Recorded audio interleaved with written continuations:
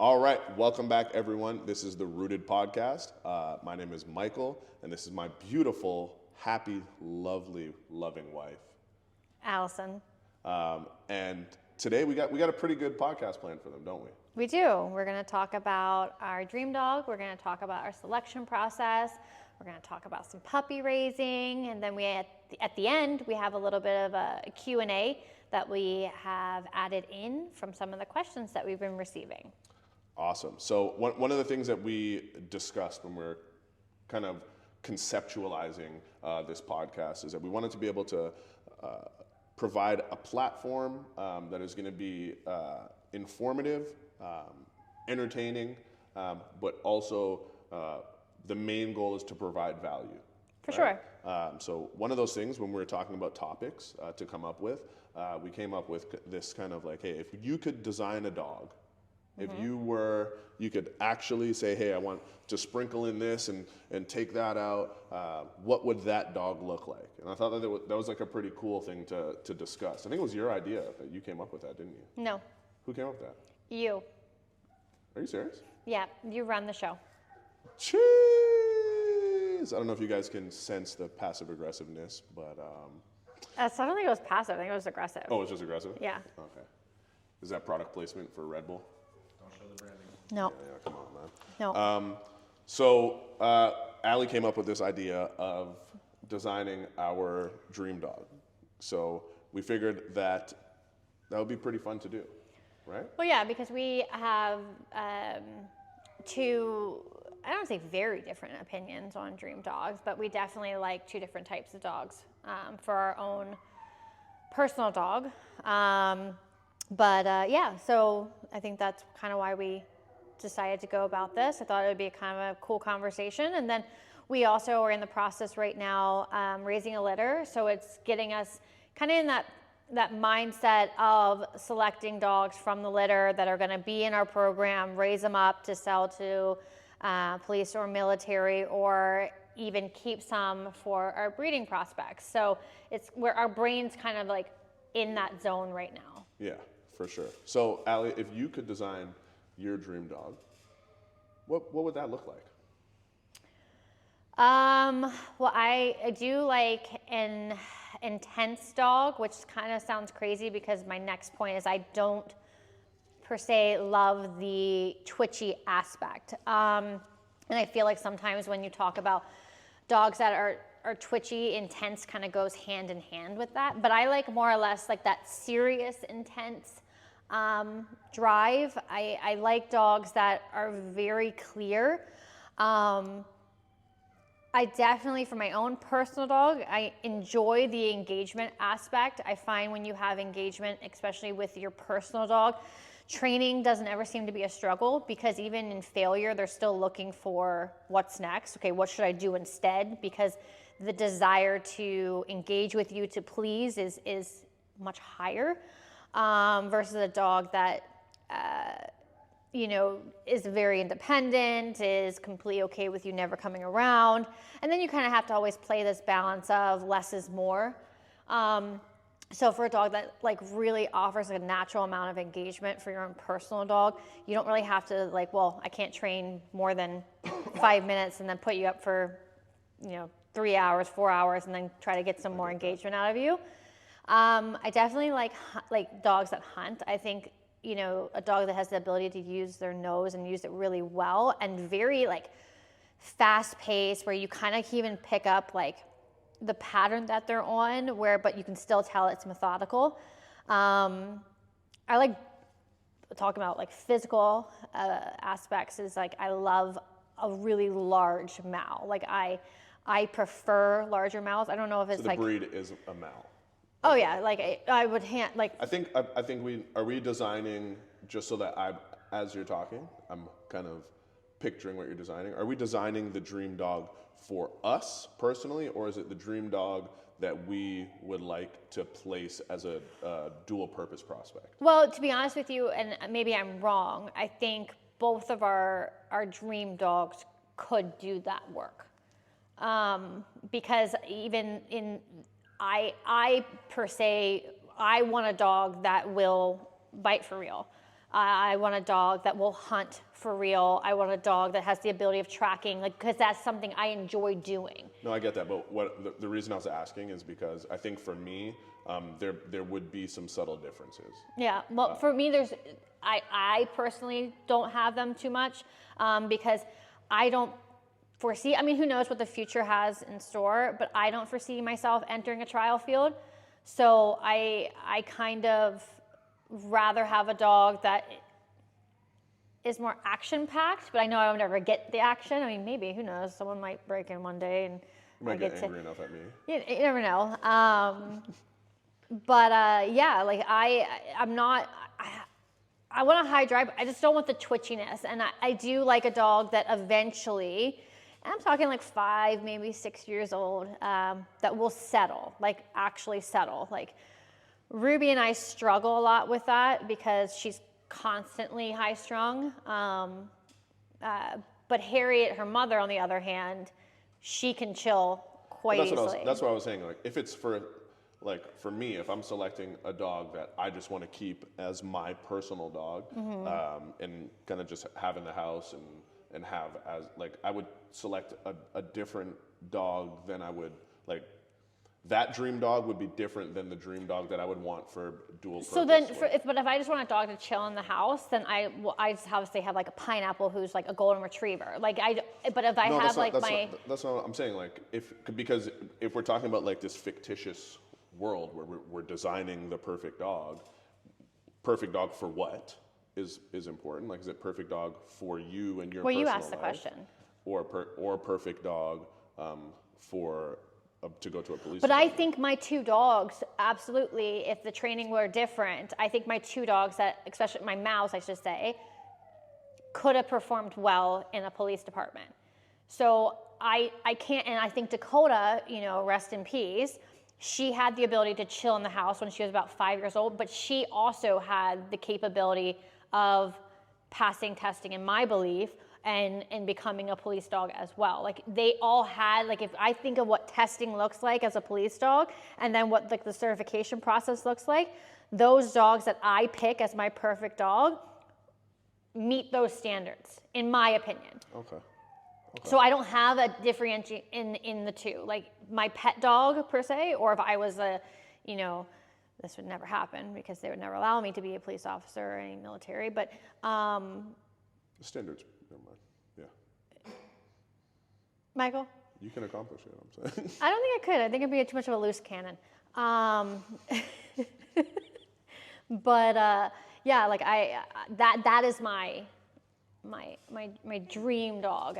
I think like has all the capabilities of doing that type of work, and then I just hopefully myself can fit the genetic fulfillment by through training and situational type work. I'm gonna design my dream dog, not for me. I'm gonna design my dream dog for like my dream dog to raise and place as a dual purpose dog. Because yours is separate. Yeah, I'll give the distinctions as I'm kind of designing it. Okay. For me, like the most fun dogs that I enjoy training just want to continuously do stuff, right? Like they're the twitchy dogs that you don't really like. But like I want a dog that's very, I don't mind the leakiness. So when a dog is excited about an activity, it would be a Mal or a Dutch for me. But when they're excited about an activity, they may start vocalizing a bit. These are the type of dogs that it's very hard to teach them, or not very hard, but it can be difficult for them to learn to be more stable in a behavior. Yes. Like in a target behavior. Those type of dogs that'll just be like, you put them in a down and they're shaking while they're in the down because they're waiting for the next thing to do. I really, really enjoy teaching those types of dogs because I think with those types of dogs, generally, of course, we're making generalizations because I'm designing this dog in my petri dish. Okay. That also coincides with a dog that is very easy to build engagement with. They want things. They have a high desire to have what you have.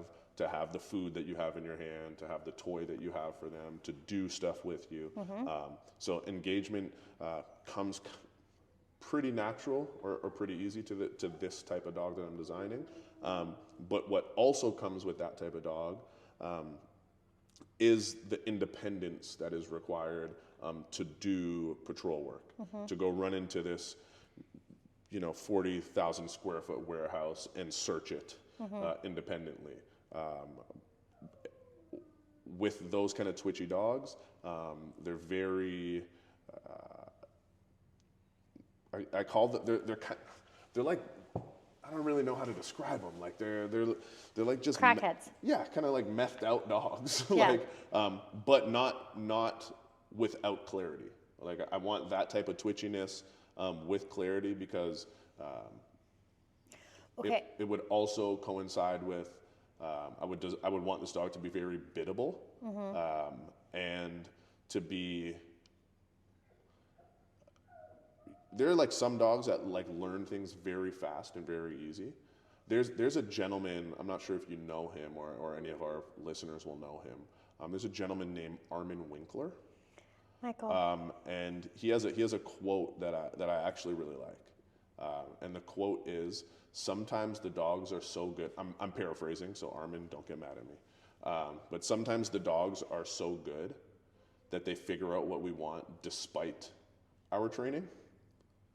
Yeah. Right? Yeah. And I think that quote is good. And I would want a dog that is like that because I want them to also be forgiving when I'm trying new things or trying to do things maybe in a different way than that dog has seen, for it not to be the end of the world for that dog. Yeah. And I want to be able to experiment and the dog not take things super personal. The dog be fair, but be a very strong dog. And when I was saying I would differentiate between the dog that I want to keep versus the dog that's going to go out and be a patrol dog, is that I would, for the dog that I would want to keep, I would also want an off switch. Like I would not want them to be like that. Diva doesn't have an off switch. 24/7. Harriet has an off switch for sure. But I would not want them to be like that 24/7, right? Like I would want, but for a patrol dog that is like, hey, you got work, and work is, I don't really mind that for them to do.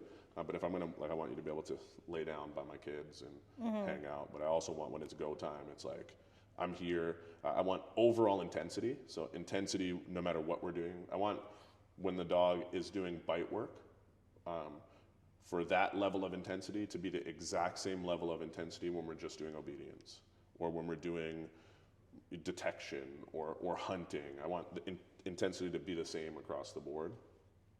The other thing that I would look for in the dog is in this dog that I'm designing, is the ease of transition between skill sets or disciplines. So like from... Sorry to cut you off, can I clarify? We're talking about now your personal. Yeah, both. Okay. This is both of them. Okay, this is both of them.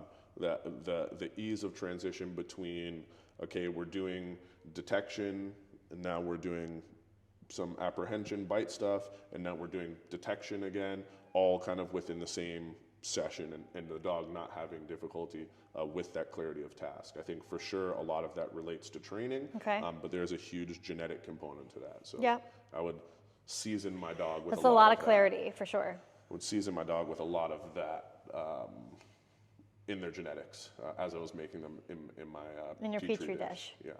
I think that kind of touches on everything, and then just the obvious, the in bite work, the type of biting style that I like is intentions, and the dog to obviously have a full grip, to be countering in while they're biting, not chewy and all over the place, and shallow grips.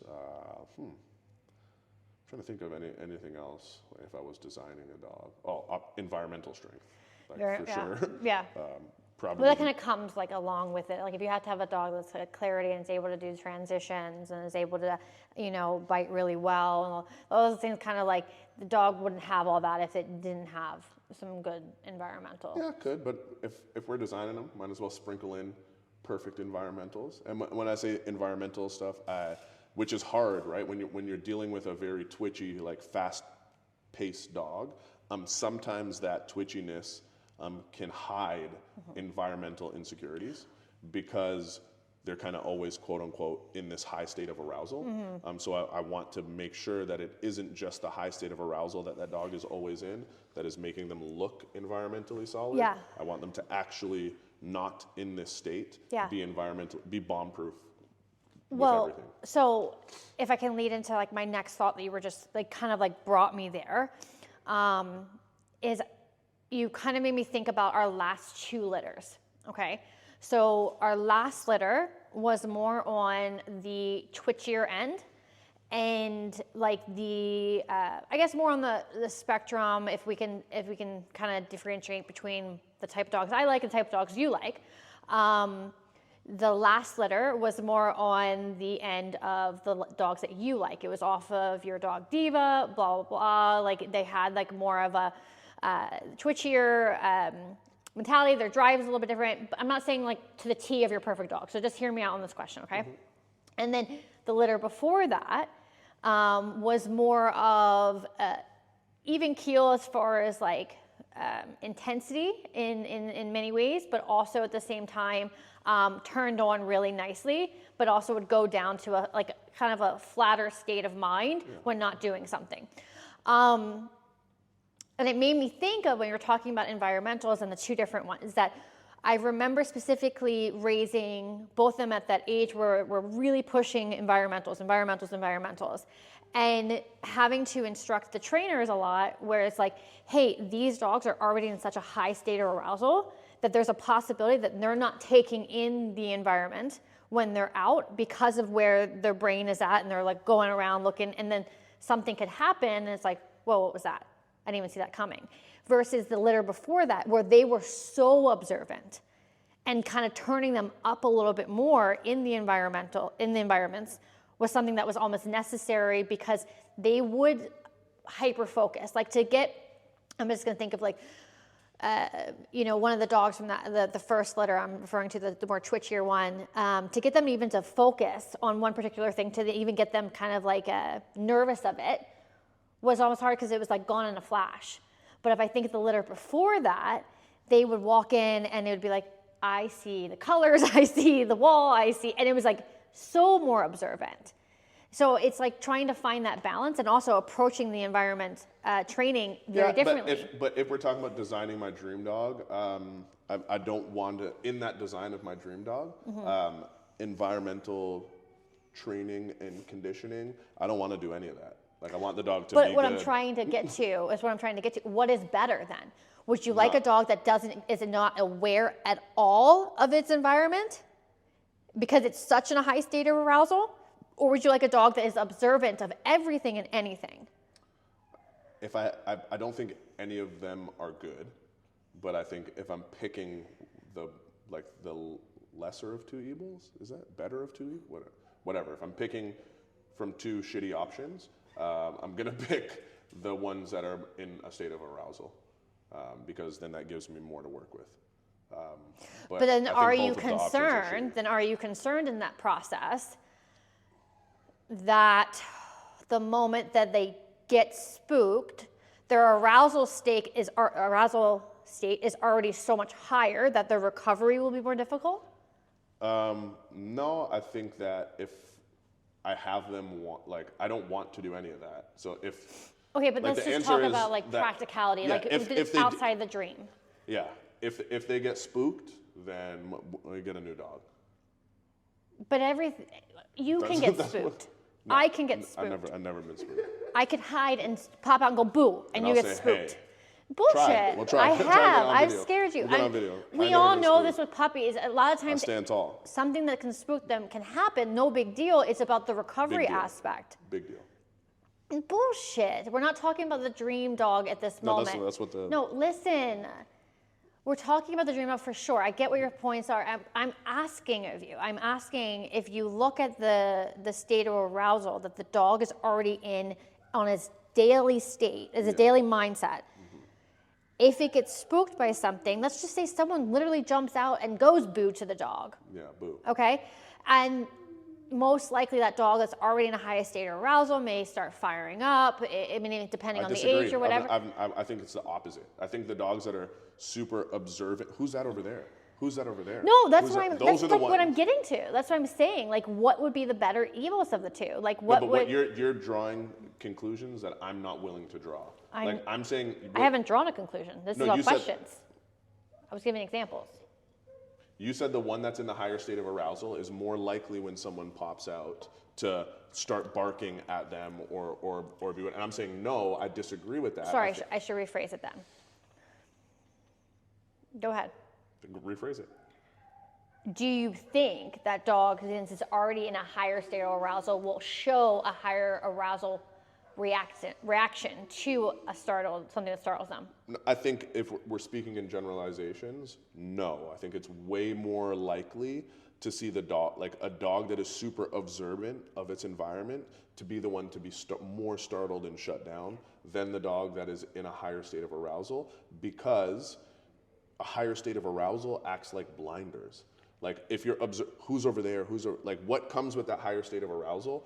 Also, I want the dog that walks in and doesn't feel that there is danger. Okay, so in the higher state of arousal, what? You just made me think of something. So, but when they're in the higher state of arousal, they're not feeling like there's any. Now, it's masking for sure, but they're not feeling that there is danger there. The one that is so observant is feeling that. No, but you're saying I'm not. I'm talking about observant, but still confident in being observant. You're making. Okay, but what I'm saying is that you made a point here is that the higher state of arousal offers blinders. Okay, what is more scary? You didn't see it coming, or you saw it coming? That's a huge, I can... Just answer that statement. I'll answer it. Okay. I'll say okay, so if, Rock from our Edmonton location? Yeah. If he's standing in this room, okay, and he sees an alligator coming towards him, okay, he is not going to feel fear because he wrestles alligators. he does. If you're standing in this room and you see an alligator coming towards you, you're going to feel fear because you don't wrestle alligators. It's not so much about if you see it coming or you don't see it coming. But that doesn't answer who the person is. Okay, if I see it coming, I have time to assess the situation, understand what to do, whether I can feel confident in the situation, whatever, or if I didn't see it coming and a fucking alligator just popped up to my ear. Yeah. You seen the Florida guy that just whacked the alligator with the pan? But you think about that. Yeah, where'd you come if from? if I'm sitting in this chair and I'm jacked up, blah blah blah, and then all of a sudden, I'm drinking this Red Bull, right? I'm jacked up, my arousal state's jacked high. Up Mountain Dew. My arousal state's high, and something just pops out right in front of and I don't, because I didn't see it prior coming. Versus if I'm sitting here and I see the alligator walk through the front door, and I'm like, okay, yep, I got this. I'm the shit. But that's and then figure it out. But you're adding layers to it, because you could see the alligator coming and be like, "Holy shit, there's an alligator coming." But that's nervy. That's nervy then. But I'm not talking about nervy. I'm talking about a confident dog that's observant versus a confident dog that's high arousal state all the time. But that's what the entire discussion is about, is confidence and nerve. Whether it's a confident dog that's in a high state of arousal or a confident dog that's not in a high state of arousal, it's not about the state of arousal or lack thereof. It's about the confidence. I still believe in some way, shape, or form that if a dog is in a high arousal state, you're going to get more of a reaction out of the dog if something were to happen, positive or negative. All right, I'll give you an example. Okay. Who is a dog that you would refer to as a dog that's very observant in their environment? Am I allowed to say names? Yeah, that's it. Okay. Pause.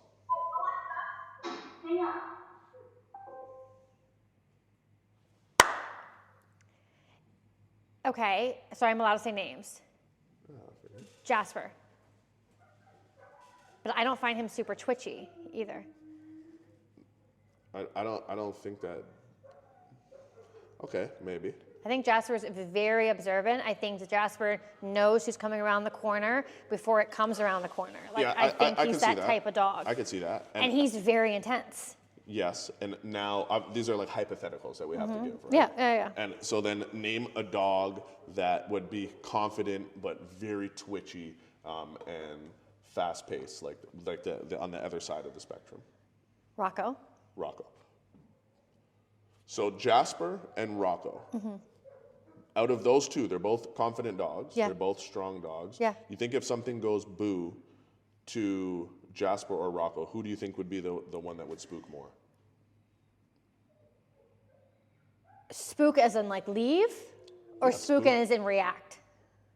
Retreat and then maybe make a decision. I don't think either one of them. I think they had different type of reactions. I think that we would. I think that it would be Jasper. Because he wasn't in such a high state of arousal to persevere. Not because of that, just because I think the confidence is different in those dogs. So you think This is not saying that Jasper is not a confident Do you dog. think an even keel, observant, not twitchy dog then is more of a higher risk to being nervy? Yes, because what is confidence and what is being observant, right? Are they different things? You've never met someone that's confident that is like for instance for yourself, okay? Let's talk about human aspect for a quick second, okay? First off, you're pretty confident. I can say that. Like you've never had jealousy issues or anything like that. Like you're overall a very confident person. Suede. Okay. I'm sure all of us have insecurities, but I would say that you are pretty confident from the males that I've interacted with. Okay. You still always sit in the right position to make sure that your back is never to the door. Okay. Okay? Okay. Which allows you to be observant. Okay. So you can react if need be. Observant of what? A threat. A threat. Or the surroundings. But observant of a threat or a potential threat. Right. Right? What is the definition of a dog being defensive? Or feeling defensive? But you're classifying defensiveness as a so I think. Hold on, no. Just let's get for the listeners. How would we define defensiveness? That the dog is in the presence of a threat or a potential threat. Right. Right. So therefore, being observant is almost a precursor to a defensive tendency. Right? Being like, who is that over there? Oh, everything is okay. Who just walked in the door? Everything is okay. But I think an even keel, now going back to dogs, I think an even keel dog could be observant. And again, this is like kind of a dream, but I think an even keel dog that is observant can still not feel like their back's against the wall 24/7. I still feel like being observant of like knowing there's a butterfly over there and then there's a person coming down the driveway. I'm not saying that, but what I'm saying is that their back isn't against the wall 24/7, but they're looking for there's but a you think reason looking for a fight is bad?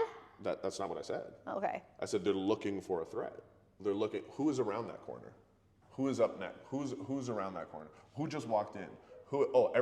And as long as all of those things the dog feels comfortable with. Oh, the person that walked in, I'm good with. Oh, it is a butterfly. Oh, it is that. All those things are good until it's the boogeyman, and whatever their boogeyman is, there's a reason why they're being that observant. I'm not saying that an observant dog is a nervy dog, but it kind of is a precursor to a dog feeling defensive. Can I ask you a question? Because it's kind of getting to the psychology of defensiveness and prey and everything like that. I'm not going to say his name, okay? But we had a friend in college, okay? He was more of the quiet type, okay? He was very observant. Do you know what I'm talking about? Yeah. Okay. He was very observant everywhere he went, but very confident. That's depends on who you ask, man. That's not how I would define it. No, you wouldn't find him confident? I think confidence to me in a dog. I have to pause you though, because we didn't get to the point of we didn't finish it, because you just disagreed. He was, in my opinion, he was very confident, but if you turned him into the bad guy, like when he turns into 50 Cent, he was scary. He was terrifying. Yeah, so a lot of defensive dogs behind fences barking look scary and terrifying. Yeah, but he was forward. They'll be forward too.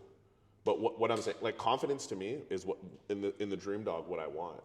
I do not think that confidence makes for a dog that is going to live a long time and a dog that is going to be a reasonable dog to live with. A confident dog to me is not seeing things as threats. A confident dog to me is the dog that, hey, I have to make sure that I keep you alive as your handler, because you'll jump off of the 6th floor of a building because your ball went over there. Like with confidence comes a lack of self-preservation. When a human sits with their back to the wall, hold on 1 second, please. A human sits with their back to the wall and watches the door. Their back to the wall is because of self-preservation. They're watching the door because of self-preservation. When a dog walks into the building, yeah, maybe they feel good about themselves right now, but they're also being very observant of everything that's happening. That's because of self-preservation. Confidence and self-preservation, to me, don't go hand in hand. There's a lack of self-preservation when you have extreme levels of confidence. So you don't think you could be confident that you could self-persevere through anything? But even within having self-perseverance, it has to have an understanding of having, I lost my train of thought. No, what did you just say? How did you describe it? Self-preservation? Why can't I say? Preservation? Yes. So I think in order to have the understanding of self-preservation, you can still have an ounce of confidence that I can prevail through any threat. Like, I think there's nothing wrong with well, now that I'm thinking about this. Yeah, I think. Because I was about to relate it to like a woman in like a dark parking lot at night is looking around their surroundings. And like myself, I feel like I'm a pretty confident asshole. But in those moments, I'm probably more vigilant of my surroundings due to the fact that I am a little bit more of prey. No, you're just feeling vulnerable. Yeah. And that's vulnerability, feeling vulnerable, feeling defensive is a normal part of existence for humans, for living things. That's how we stay alive. Yeah. But what I'm saying is that if we're designing dream dogs, I would like to remove self-preservation out of my dream dog, right? Like it doesn't make, if you really think about what we're asked, hey, there's a monster of a bad guy hiding in this building that probably wants to do harm to you and harm to me. Yeah. And I want you to go run into this building and find him. I don't want the dog to say, well, let me check this building out before I get in here. I want him to be like, bro, I have no fear of what is to come. My self-preservation is at a level 0. I'm having a wonderful time. I'm going to go do this. To me, that is confidence, not the who's up there, who is it. Yeah, I know. I definitely think you and I think you make great points. I think I make great points. And I think you're definitely onto something when it's like these prey monsters, don't have the self-preservations, that they're kind of more harm to themselves than anything else could ever be. I still, like, I'm on the fence where I in my dream dog, I kind of want, like, if the fight's being brought to you, like, I want you to feel an ounce. Like, I think that some of the perfect dogs kind of bounce back between prey and defense, and especially in the apprehension aspect. I think all of the dogs do, but if we're designing made-up dogs, then I would erase that. So, if it's on a Petri dish, I would want them to be so confident that they have the intensity and nothing feels threatening. Yeah. So with that being said, we're going to take a quick break. Some words from our sponsor, and we'll be back with talking about selecting dogs. All right, we're back. Do you want to recap? Yeah, so I think one other thing, again, we're in the kennel. You guys are going to hear some dogs barking. It's what we do. But one of the things that we, I think, need to nail the point home is, like, when we're designing this dream dog, like, they are fictitious dogs. So when I'm saying, like, oh, I just want a dog that has no defensive tendencies or self-preservation at all, that dog doesn't exist, or at least to my knowledge. I haven't met a dog that does not have some level of self-preservation, right? Yeah. And then the other point that I think is when we're talking about observant, when a dog is walking in an environment or somewhere. Yep. That can be from different places, right? Like, there are some dogs that are observant on, like, who is that up there? Who is that up there? And there are other dogs that are observant in, like, oh, there's something over there I want to go chase. Yeah. There's something over there I want to go chase. So mostly what I have been referring to and linking that observantness with self-preservation has been the dogs that are like, who is that? Who's around that next corner? Not the ones that want to go get what that is. Yeah, that makes sense. So to kind of talk about like selection and like talking about our perfect dog and everything like that, and if we could design it and whatnot, it kind of made me think about our selection process in real life, you know, like not our made up life. What we're doing to actually try and design. Yeah, well, exactly. And right now, you know, we've talked about it already. Like we have a litter of puppies. You know, this pairing was quite interesting in where I was a little bit more on the fence because the two dogs are very, very similar, and that may sound like the perfect pairing in the sense that there's a lot of similar traits and stuff like that. Yeah. But there are actually some cons to that, where these two dogs are both very similar in the sense of like they're very intense, they're very twitchy, very high prey. Very biddable. Very biddable. Like there's a lot of great qualities to both of the breeds, but like I said, both of the dogs, sorry, they are both very, very similar. And my concern was that they were going to have so much drive is not the right word, but so much arousal state that it could very quickly turn to nerve if a mistake was made, or you know, an environment was exposed to them that they weren't ready for or whatnot, and then you have this really high arousal state dog that's now showing signs of fear, and those two combinations never end up well. So I sometimes like to, you know, if I have a really, really high state of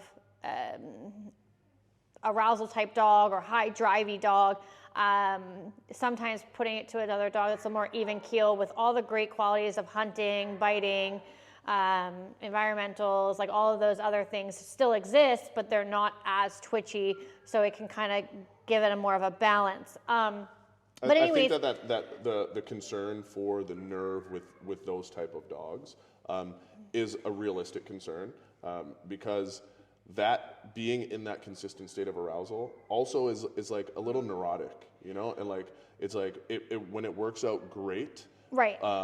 Like we can use that neurotic behavior to our benefit, but when it doesn't work out, it gets really bad. That neurotic behavior goes into things like doesn't need to be, things that we don't. 100%. So I was a little worried in that sense, right? And you never know how large the litter is going to be, the workload, and so forth. So going into it, I am a businesswoman by nature, and I think of the long-term success. And Diva's last litter was 12.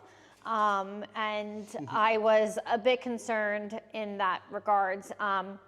And luckily, the amount of puppies, for those who don't know this, for a dam to carry obviously has to do with the health of the dam, but also the male is the one that kind of makes the quantity of puppies that exist in the mother's womb. I never knew that. Yeah. You would think it would be based off of the eggs that the mother has available. Yeah, so it's the viability, if that's the right word I'm using, of the semen, as well as sailors keep sailing.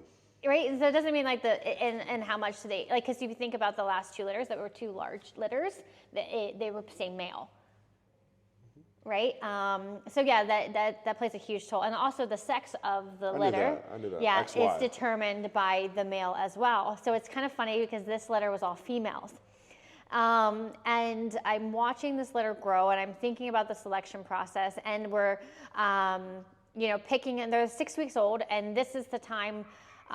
Really from day one, I'm watching them and I'm observing them, and I'm picking out little things that I'm seeing that are consistent, that are strong, or not strong, and you know, who's more independent, who's regulating, who has the best appetite, who opens their eyes first. I'm looking at everything and anything, and I have a little bit of advantage from doing it so many times that you get to see the dog at the finish line and then going back to the very beginning and trying to pinpoint the similarities of the traits amongst your next litters and going, okay, well, this worked out for this one. Well, it also worked out for this one, and they had the similar traits. Yeah, and for particular lines that you're familiar with breeding. For sure. Right? So, Michael had already shown interest that he would like a female out of this litter.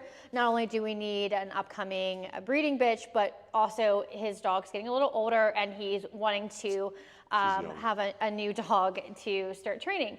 So I did select his new puppy, and he's very happy with it. And you selected it? Well, it just so happened to be my favorite one out of the litter. Michael, you're going to say my opinion didn't make impact on your decision making? Allie's opinion made a massive impact because, generally speaking, when it comes to me and picking puppies at 6 weeks old, I'm horrible at it.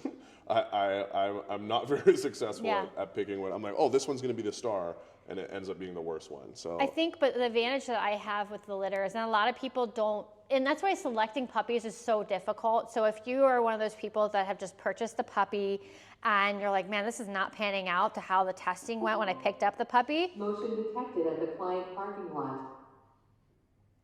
Sorry. If you're one of those people that have just selected a puppy and you're going, man, this is not panning out the way I thought it would based on that testing process, or maybe the breeder selected that puppy for you based on the qualifications.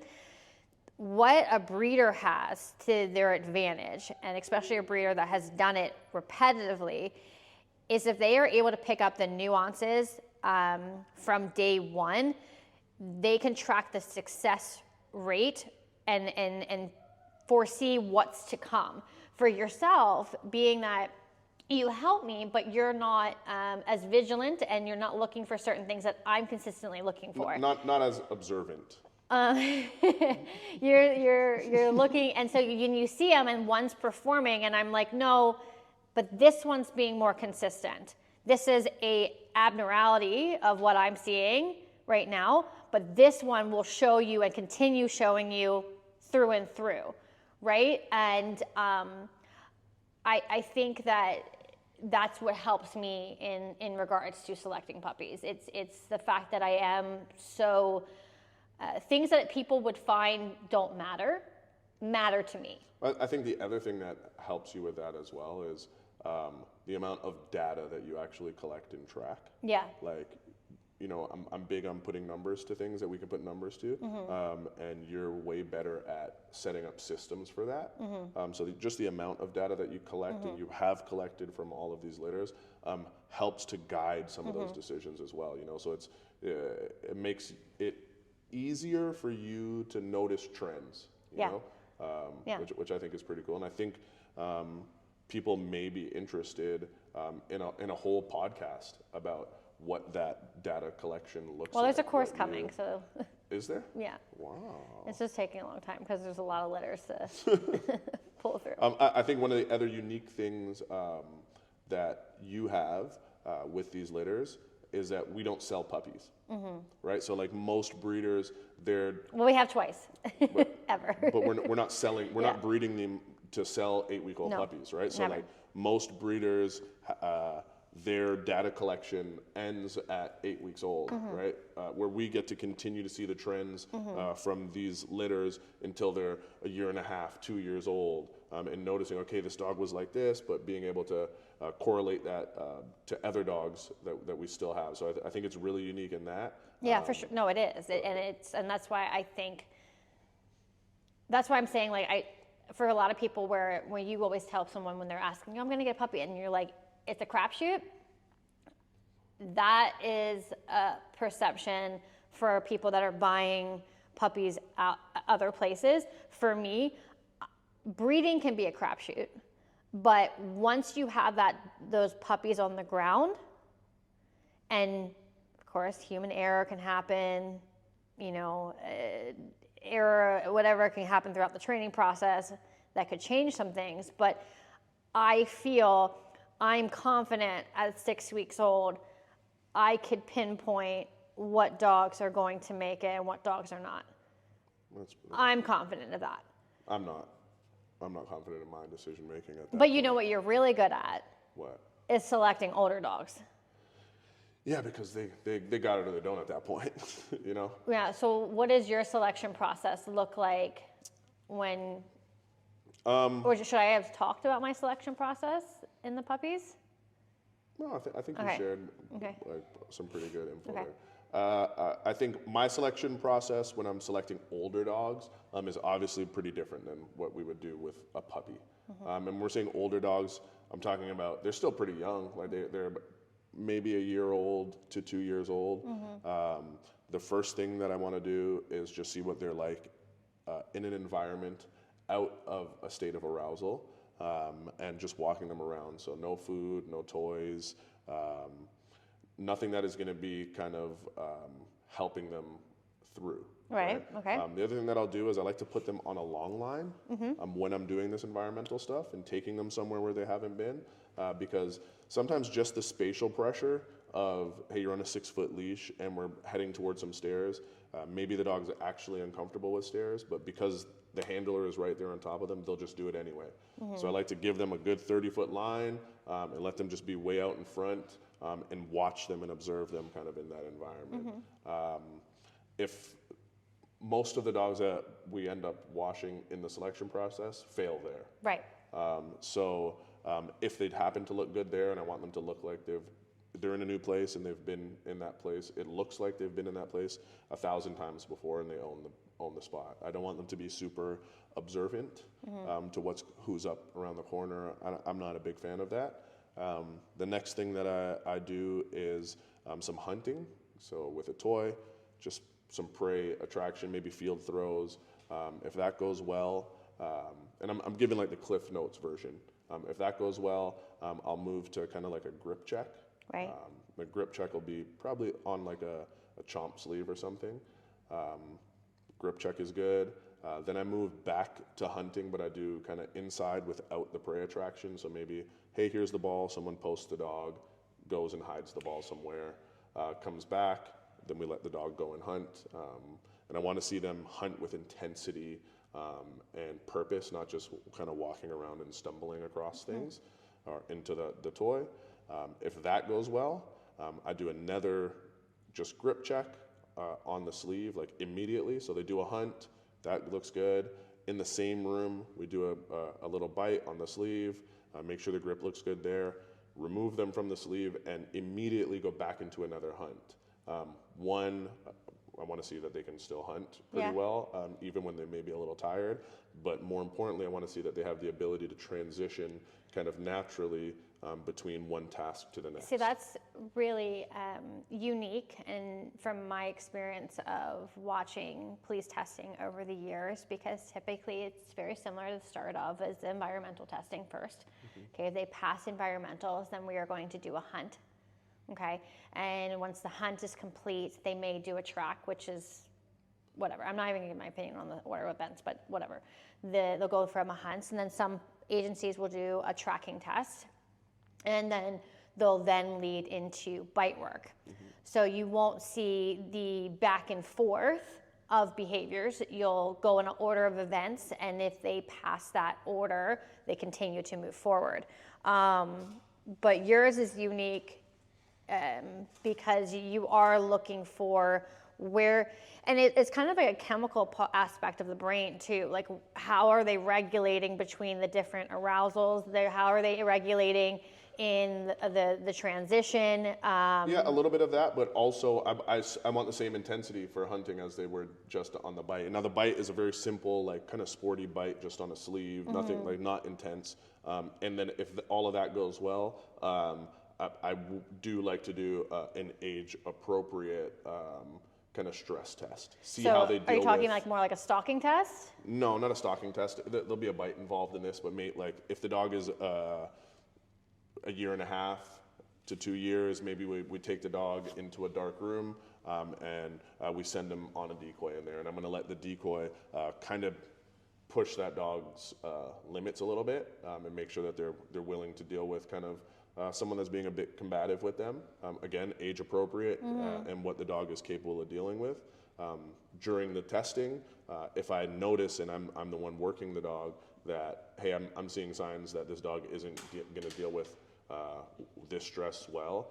I just kind of stop the testing, let the dog beat me up. We don't need to push the dog to the point of failure to then say, hey, this dog isn't it. I can see the signs of failure coming before they arrive, Right. and then decide that this dog isn't Yeah. it. You know? Yeah, I definitely don't like when people test dogs and they can't read that, and then you don't. It's like you're breaking it before you buy it, and I don't like that. Yeah, and I'm trying to be as fair as possible, Yeah. but you know, we have to, like, you know, in my perfect world, in that dream dog I design, they don't see anything as stress or threatening or making them vulnerable. But in the real world, every dog has those limits, right? So figuring out where those limits are, and if those limits are going to be something that is going to make that dog still capable of doing the job, and if it's not, then it's What is your take on stalking tests?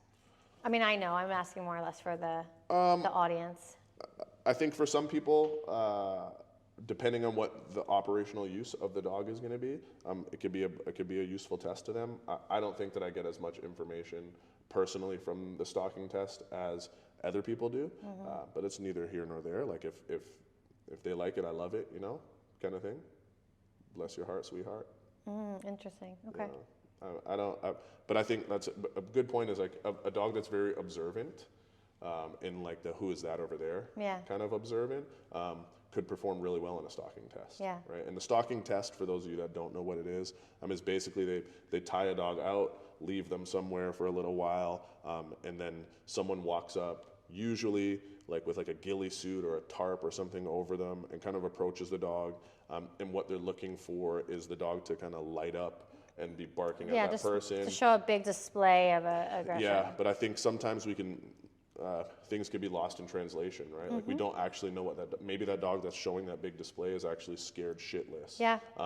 Or there are some dogs, like I've personally worked dogs that are like silent assassins. Right? Yeah. Like maybe they just stand at the end of the line and stare Well, at that Brielle's person dog, walking. Bam, like to get that dog to bark Yeah, but- is but- absolutely, but his nerves are great. But patrol dogs that Yeah. have successful apprehensions with very bad 1%er dudes that are fighting them that are just quiet. Yeah. Like there are dogs that are like that. I mean, I don't think that the stalking test, at least for me, gives me all of the information that some people are able or capable of taking away from it. Right. It almost Now, send, for sure, like, it if can the dog- almost send mixed signals, so you can start interpreting something one way, and Yeah, it's not as clear for yourself. I think that there are some like really obvious things that can happen in a stalking test. Like if the person Hides behind stalking a tree. approaches and the dog blows his anal glands Yeah. and runs away, well then Yeah. he's not dealing Yeah. with it well, right? But there's also gray area, and usually I have done the stalking test, but I usually can figure that stuff out when I send them into the room to Right. fight with the bad guy. Right. That makes in that sense. part of the Yeah. test. So, yeah. Okay. Well, that's pretty good. I like all that. You actually went on a selection trip recently to Holland. I think that's a lot in itself to kind of touch on. I did, and what we can do is we have kind of the full story of that available on our Patreon. Okay, perfect. So you went to Holland. You Went to tested Holland. tested Basically, some the dogs. Cliff's Note version of that is I went to Holland to go. So I was looking for about 5 or 6 dogs. Yeah. Tested a good amount of dogs. I don't blame the vendor for this. Mm-hmm. Found probably 3 of them that I was 3 to 5. Yeah, 5 that I was like, okay, I was into. And I had a really quick turnaround time. I was there for like 4 days Yeah. in total. And so I was flying out the next day. We sent over the medical x-rays to our vet, and every single dog had hip dysplasia, elbow dysplasia, Yeah. or both. So I flew out there. It was a really expensive vacation to not have a good time and come back with no dogs. But that's the nature of the beast sometimes. That's what we do. I don't blame the vendor. They have so many dogs that they go through over there. And I kind of blame myself. I should have planned a little bit better. And I'm confident that if I had a longer time to stay there, I would have still got the dogs. That's what happens when you're a busy man, sweetheart. What you gonna do? What you gonna do? So let's get into our final segment of What's our final segment? Q&A. Do we have questions? We do. Your questions are on your paper, but I'll start asking you first. Okay? All right. Oh my goodness. What was one moment you wanted to strangle Allison while working a dog? I've never wanted to strangle Allison, so we'll say that. But He doesn't want the evidence. there have been a few times. There was a year. A few? There was a year. You exaggerate on time. There was a year straight that me and Allison, to save our marriage, made the pact to never work dogs with each other because they were leading to domestics. They'll be like, I was working up some green dogs and some pretty sketchy dogs at some points. And I saved your life. you did save my life one time. But I would be like, hey, Allie, hold the dog, like post the dog. And she's, say it nicely. Why are you saying it like that? And I'm like, bro, in the moment of working dogs, when I'm about to get bit in the face, I don't have time for but we overcame that. Yeah, because early on in Michael's career, he was still practicing how to decoy and also articulate well, which is normal for all decoys and even trainers, It was right? me. Right? Allie was practicing on handling a dog. Posting a dog is so hard. A tree could do it. No, it wouldn't be just posting the dog. It would be like, come in, pull out. Like you'd be like, completely. Are you flirting with me? No, shut up. You would literally, he would just scream every time he doesn't do that anymore. Yeah. It's just years of practice. All right. Okay. Can I ask you one? No, next question for No, you. I'll ask you, and then you can go back to me, because I don't know how much more battery life I have. Okay. Over the years, you've worked with a lot of apprentices. Was there one apprentice that stood out to you, and why? Yes. What? Let's hear it. That was easy. You were my favorite apprentice. First off, I should preface. So preface that. There's a lot of apprentices that I love, and there's a lot of apprentices that I really don't like. So if you're one of those that I love, just because I'm mentioning this person doesn't mean I don't love you as well. All but right, this person came to my mind. Her name is Kesha. Ooh. And she just embodied this free-spirited, I want to learn everything and anything, and I am here for your knowledge, your friendship, and your time. And she came all the way from Australia. She's originally from England. Good eye, mate. And I remember our interview, and I was just like, I can't believe this girl is about to jump on a plane and come live on the farm for 4 or 5 months. And it was like we had known each other for our entire life. Every morning felt like it was Downton Abbey, having some coffee or tea for her, coffee for me. And just listening to her talk, it was like everything just turned into a movie for that brief moment. And then we went back to reality. And when she left, I was super devastated. And I still stay in contact with her. And she's killing it over there. I'm still waiting for Grassroots Canine Australia, Kesha. So when you're ready, let me know. But yeah, she definitely, I think anyone that's worked with her would say, I completely agree with that statement. Yeah, she's pretty awesome. Yeah. All right, my question for you. If you could do this dog training journey over, what's one thing you would change? I like kind of a shitty answer, but I don't think that I would change anything. I think that we can get a little spiritual, but like things happen by design, and things are as they should be. I don't think that there's anything that I would change. Okay. Okay. Pretty crappy answer, but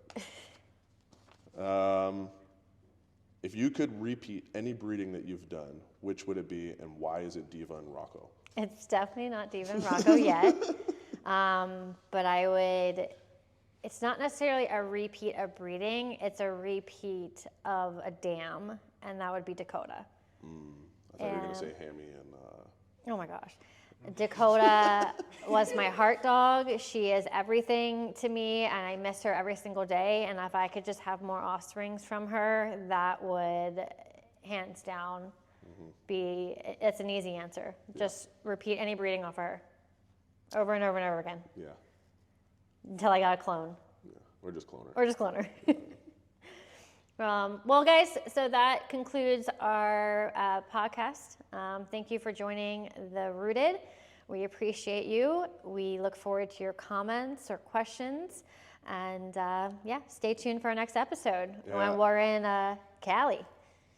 or Mexico. California. I might film one in Mexico. Knows how Remember, to party. you guys can also, for our Q&A portion, submit questions, and we'll pick I said some that in and the decide to comments. answer it. I said that first. That's a wrap, folks. Wrap it up like a condom. Or not. Cheers.